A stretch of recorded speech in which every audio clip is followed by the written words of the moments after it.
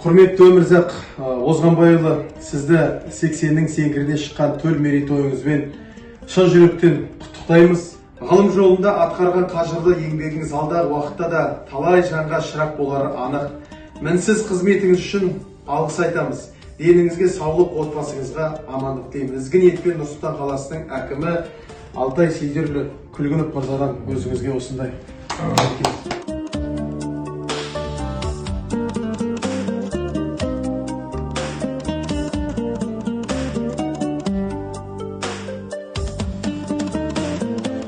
Астана қаласының әкімдігі үлкен тарихи жауапкершілікті арқалап тұрған әкімдік.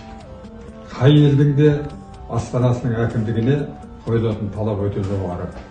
Себебі бұл елдің айнасы, елдегі жасалып жатқан жұмыстардың бәрін көрсететін көрсеткіші.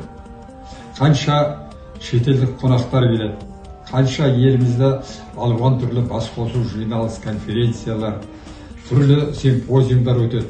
Соның барлығында осы Астана қаласына қарап келген қонақтар біздің елімізге баға береді.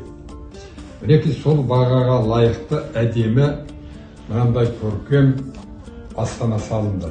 Бұл Астананы салу біздің елбасымыз Нұрсұлтан Әбішұлы, сол азаматтың үлкен еңбегі. Сөйтіп мінекей бүгін әдемі қала алдымызда тұр. Бұл қала қазір бүкіл елімізге, халқымызға, қазақ халқына ата даңқын, абыройын асырған үлкен кәдімгі мәдени, рухани әкімшілік орталыққа айналып отыр. Енді сіздің кабинетіңізде және бір миссияны орындап жүрейін деп отыр.